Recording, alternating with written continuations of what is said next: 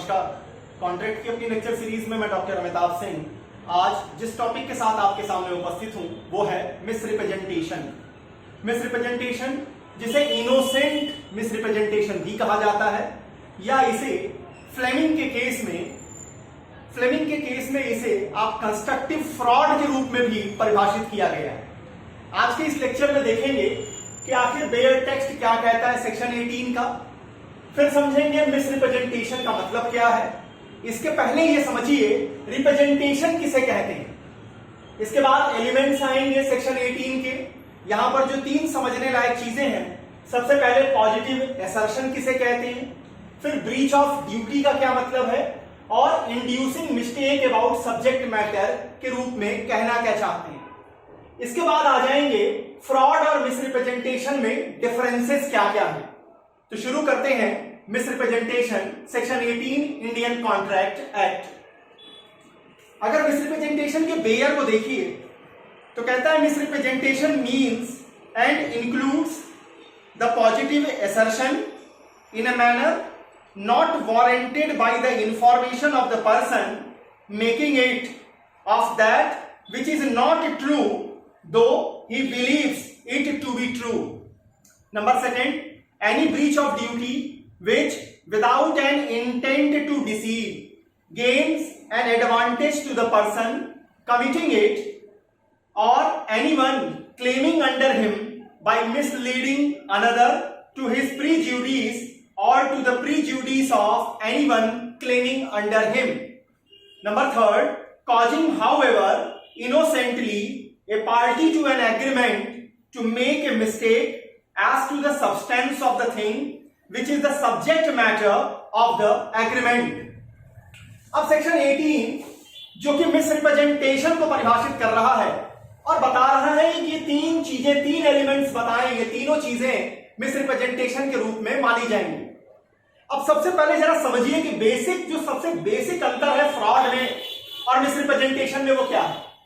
Fraud का मतलब कि जब आप किसी बात को व्यक्त कर रहे हैं, कोई सजेशन ऑफ फैक्ट आप दे रहे हैं और आपको खुद ही विश्वास नहीं है कि जो आप कह रहे हैं वो सच है, तो यह कहा जाएगा कि आप फ्रॉड कर रहे हैं। जब आपको बात का विश्वास है, आपको विश्वास है कि जो कुछ आप कह रहे हैं सही है, जबकि वास्तव में वो सही नहीं है, तो वो मिसरिप्रेजेंटेशन के दायरे में आ जाता है। अब सबसे पहला जो प्रश्न उठता है, मिसरिप्रेजेंटेशन में जाएं उसके पहले रिप्रेजेंटेशन किसे कहते हैं। तो रिप्रेजेंटेशन का मतलब a statement of fact which one party makes in course of negotiations with a view to inducing the other party to enter into a contract. Representation मतलब क्या, जब भी आप किसी के साथ कॉन्ट्रैक्ट करना चाहते हैं तो एक पार्टी क्या करेगी, वो दूसरे पार्टी को कुछ फैक्ट्स के बारे में जानकारी देगी। वो फैक्ट्स के बारे में जानकारी देने के पीछे का इंटेंशन क्या है, ताकि दूसरी पार्टी अपनी कंसेंट दे, आगे बढ़े उस एग्रीमेंट पर, उस कॉन्ट्रैक्ट में। तो इसको हम कहते हैं रिप्रेजेंटेशन। और जब ये रिप्रेजेंटेशन मिसलीडिंग होगी तो उसे हम मिसरिप्रेजेंटेशन कहेंगे। अब आप कहेंगे कि जहां मिसलीडिंग की बात होगी तो फ्रॉड नहीं होगा। फ्रॉड में इंटेंशन टू डिसीव एक इंपॉर्टेंट फैक्टर है, जबकि मिसरिप्रेजेंटेशन में यहां पर इंटेंशन टू डिसीव एब्सेंट रहता है। इसे आप समझ करके चलिएगा कि यहां कभी भी इंटेंशन टू डिसीव जो है वो अवेलेबल नहीं है। अब आइए, सबसे पहला जो एलिमेंट आता है पॉजिटिव असर्शन किसे कहते हैं। अब पॉजिटिव असर्शन का मतलब क्या, सेक्शन 18 क्लॉज 1 डिस्कस करता है पॉजिटिव असर्शन, इसका एक्सप्रेशन है वहां। It means innocent misrepresentation does not give a cause of action for avoiding the contract unless the representation is made without any reasonable ground for believing that it is true. कहने का मतलब, positive assertion कहने का यहां पर तात्पर्य है कि अगर इनोसेंट मिसलीडिंग की गई है, इनोसेंट मिसरिप्रेजेंटेशन है, तो कॉन्ट्रैक्ट से पीछा छुड़ाने का ग्राउंड नहीं मिलता। यह ग्राउंड आपको तभी मिलेगा जब आप ये स्पष्ट कर दें कि दूसरी पार्टी ने जो अपनी स्टेटमेंट दिया, जो फैक्ट बताया, उस पर विश्वास करने का उनके पास कोई कारण नहीं था, कोई रीजनेबल आधार नहीं था। मतलब एक व्यक्ति ने बिना रीजनेबल ग्राउंड रखे विश्वास का जब बातों को कहा है और वो मिसलीडिंग है, तो उसे हम पॉजिटिव एसर्शन के रूप में देखते हैं। इस पॉजिटिव एसर्शन में आपके सामने दो केसेस आती हैं। पहली केस आती है Mohanlal versus Gangaji cotton mills. Mohanlal versus Gangaji cotton mills.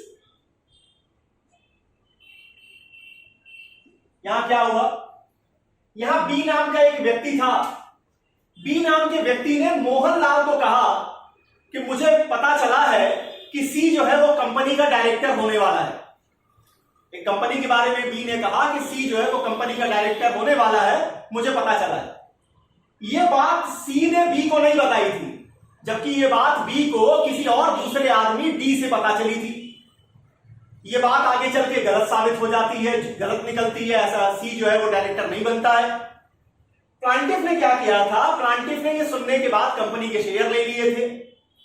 अब यहां पर प्लांटिफ मिसरिप्रेजेंटेशन के आधार पर जाता है और कोर्ट इनको यह अथराइज करती है कि आप उस कॉन्ट्रैक्ट से पीछा छुड़ा सकते हैं। यह पॉजिटिव एसर्शन के रूप में माना गया, क्योंकि बी ने जो कुछ भी कहा था इसका बिलीव करने के लिए बी के पास कोई रीजनेबल ग्राउंड नहीं था। अब इसमें सेकंड केस आती है oceanic steam navigation company versus Sundardas धर्म से। Oceanic steam navigation company versus Sundardas. सुंदर के स्पेलिंग पे ध्यान दीजिएगा, सुंदरदास धर्म से।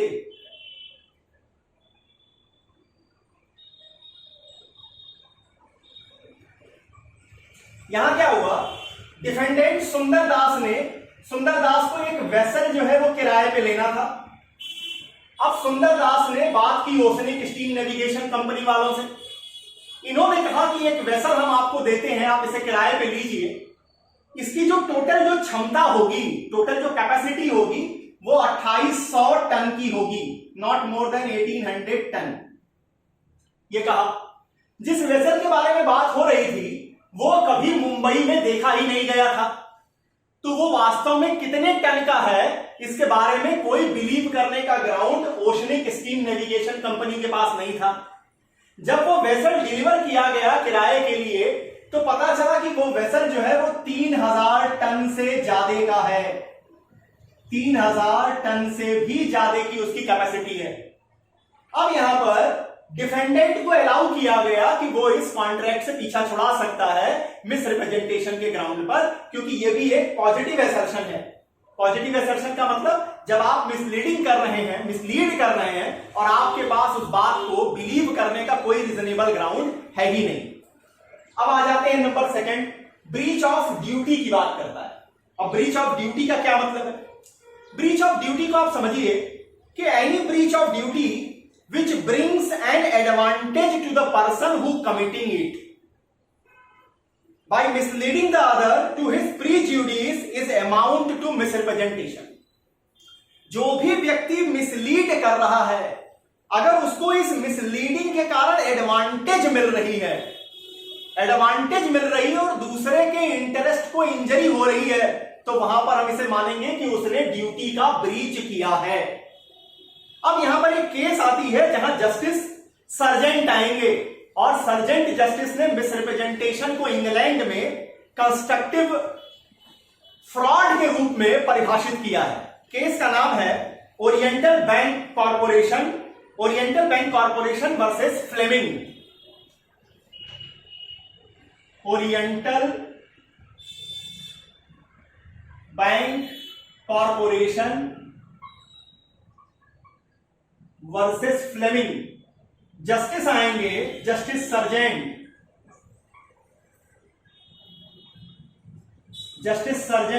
क्या डिफाइन करेंगे?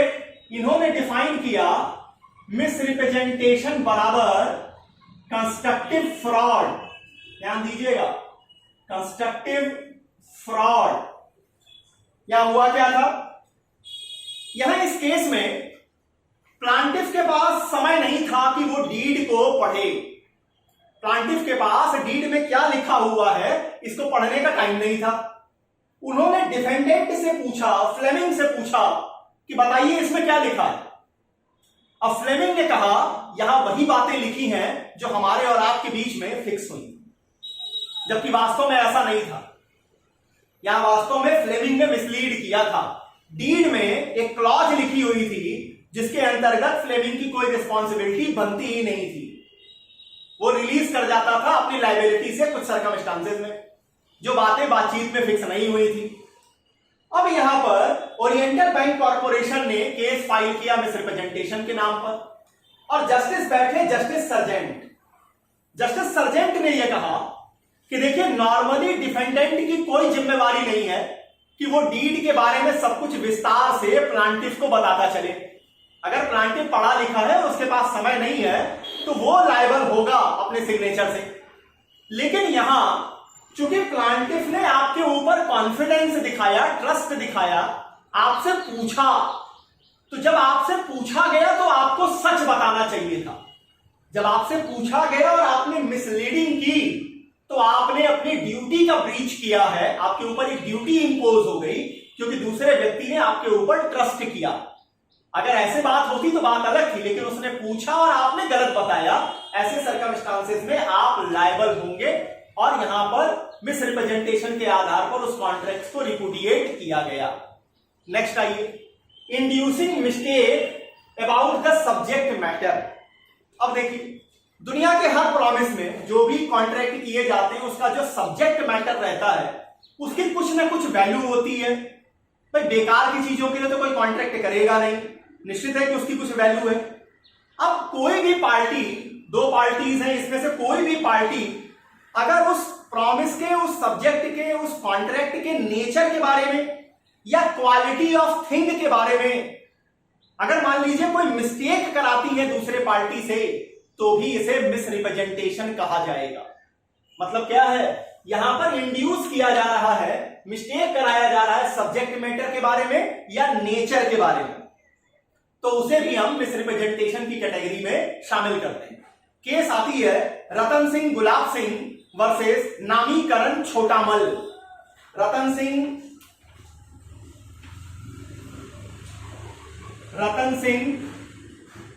गुलाब सिंह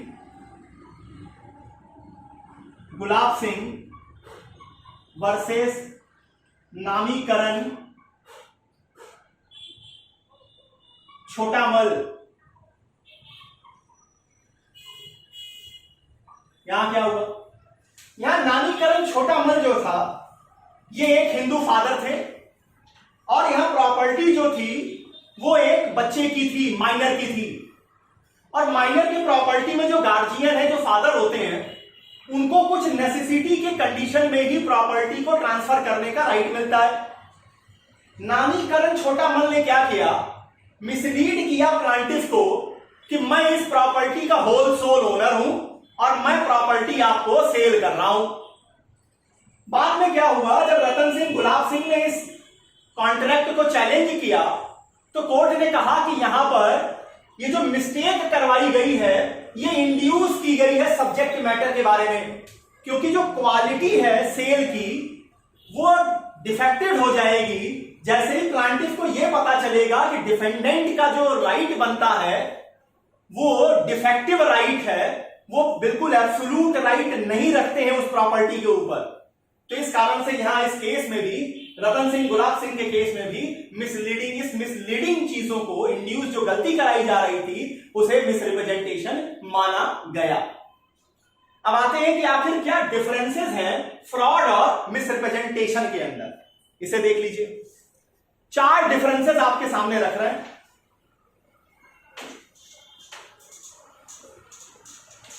फ्रॉड और मिसरिप्रेजेंटेशन में 4 डिफरेंसेस, 4 आधार पर आप अंतर को समझ सकते हैं। कौन कौन से? एक तरफ लिख दीजिए फ्रॉड, एक तरफ मिस रिप्रेजेंटेशन और यहां लिख दीजिए बेस। कौन सा बेस आप देख रहे हैं? सबसे पहले अगर बात करें इंटेंशन की,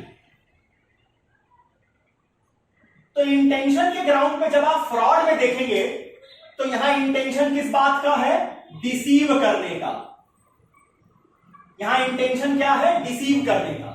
लेकिन मिस रिप्रेजेंटेशन में डिसीव करने का इंटेंशन नहीं होता है, पहला अंतर।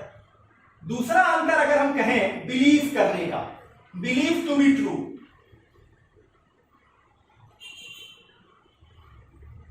जो बात आप कह रहे हैं उसको बिलीव कर रहे हैं या नहीं कर रहे हैं। फ्रॉड के केस में ऐसा कोई बिलीव नहीं होता है, नो सच बिलीव। जबकि मिसरिप्रेजेंटेशन में यहां पर बिलीव फैक्टर रहता है कि हम बिलीव कर रहे हैं।